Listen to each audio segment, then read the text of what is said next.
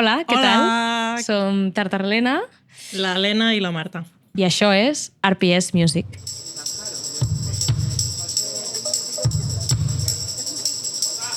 El Teatre Grec és evident que és un espai supersingular de la ciutat i, a més, les festes de la Mercè, que nosaltres hem assistit a les festes de la Mercè des que érem superpetites i significa moltíssim per nosaltres poder tocar aquí. Fa molta il·lu. Hem tocat ja al Teatre Grec, però mai amb Tartarlena, sempre com a músics d'altres projectes i fa com extra il·lusió fer-ho amb Tartarlena, clar.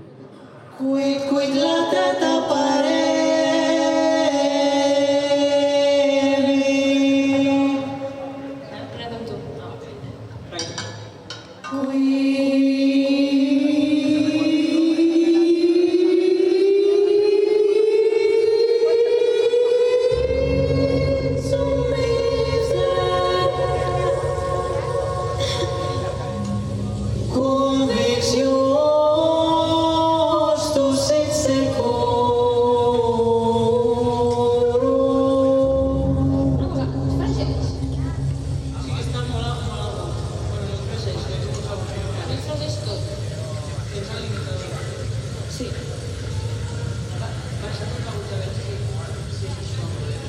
I a part de que fa extra il·lusió, hem preparat un show especial perquè l'ocasió s'ho mereix, perquè tenim ganes de poder omplir de so, de música, tot el que és el Teatre Grec i de que la gent s'ho passi superbé.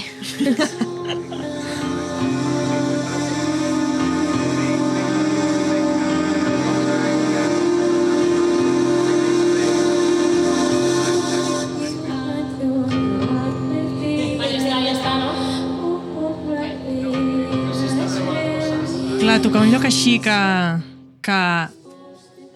escènicament és tan impressionant, però que també acústicament també és molt especial, impressiona, perquè sí que dona la sensació com que hi ha molta més exposició que en un lloc normal, a nivell sonor també.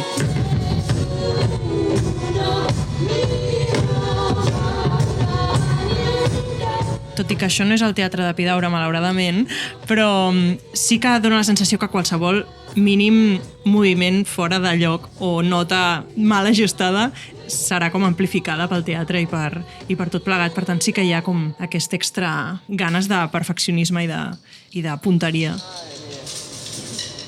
Val a dir que no som molt friquis a nivell tècnic, però sí que tenim un tècnic extra friki i nerd que és qui ens guia pels camins de la microfonia. I és això, no som molt friquis de tot això perquè estem una mica perdudes en temes de marques i de productes, però sí que cada cop tenim més necessitats durant el live show. Vull dir que hi va haver un moment en què portàvem uns in-ears que no ens funcionaven gens i que estàvem desafinant en directe per culpa d'aquests in-ears. Llavors va ser com un punt i final, rotllo, hem de fer un canvi de plans i... I ara fa poc que anem amb aquests micros nous. Primer volo a Barcelona amb els Lewitt, a veure què tal. Si ara em veiessis perdries la raó per sempre. Demans que tinguin gana deixar insatisfets. Rotundament sí, ens interessa jugar, ens interessa experimentar, ens interessa pervertir també una mica la nostra pròpia veu i poder generar també contrastos entre la veu neta i el que fem nosaltres dues, que ens agrada que soni com molt bé, però després també hi ha d'haver una contrapartida per poder tenir marge de... Sí, justament com que ens agrada a nivell de producció musical utilitzar pocs elements més que la veu, per tant hem d'exprimir molt qualsevol artefacte que puguem fer amb les nostres veus i amb plugins perversos.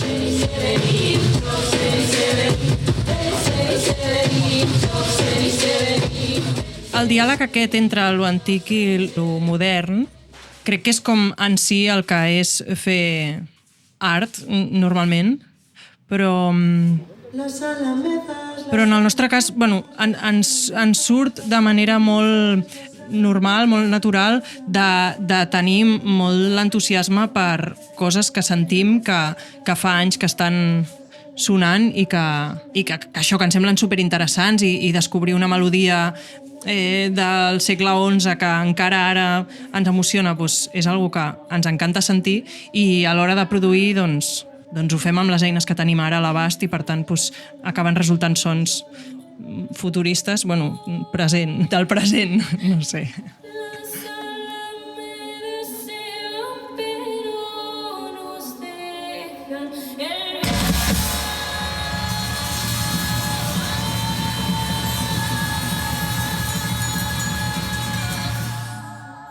No necessitem tancar-nos en una biblioteca i passar-nos segles per composar una cançó. Perquè no ens ho podem pagar, però podem fer-ho uns mesos. O sigui que el procés ha d'anar bastant... Rapidito. Sí, rapidito de lo que demana la indústria. Però, bueno, crec que també és... Quan hem trobat el nostre mètode i els nostres processos creatius, també hi ha una sèrie d'eines que ja sabem que funcionen i llavors a vegades tirem del que ja sabem que funciona per seguir, però sempre amb moltes ganes de no avorrir-nos a nosaltres mateixes i, per tant, continuar fent coses que fins i tot per nosaltres siguin una mica de repte, perquè... Clar, i que despertin la neurona i que ens motivin a estar molt de temps dalt l'escenari repetint-ho i defensant-ho. I també amb una... per poder escoltar amb orelles noves i dir m'agrada lo nou que he fet o m'interessa o ho vull defensar perquè porta el meu nom també. Bueno, el nostre nom. No puedes salvarlo.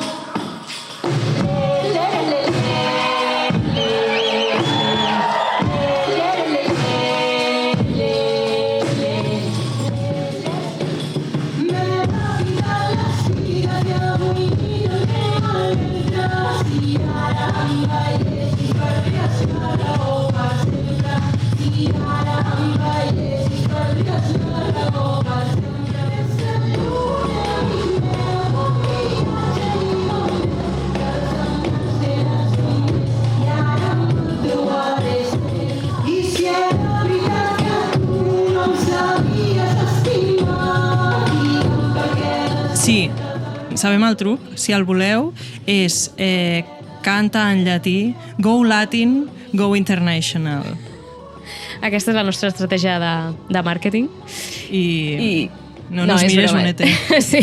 No, o sigui, ha sigut tot com molt natural. Hem picat molta pedra, treballem molt, tot l'equip amb el que treballem treballa moltíssim també i és gent que té unes ganes de fer les coses molt ben fetes i de que hi hagi bon rotllo a dintre de l'equip i per tant amb aquesta premissa del bon rotllo però les coses ben fetes i el repte això de no cansar-nos a nosaltres mateixos del que sempre hi ha, hem anat fent paciència amb els quilòmetres, paciència amb els controls d'aeroport, sistematitzar molt bé el nostre backline perquè sigui fàcil carregar, descarregar. Sí, val a dir que el nostre format de duo és molt... també ens ha jugat a favor com de que és molt rentable girar poca gent. Això ho tenim. Això també. Així que també és l'altre consellet del dia.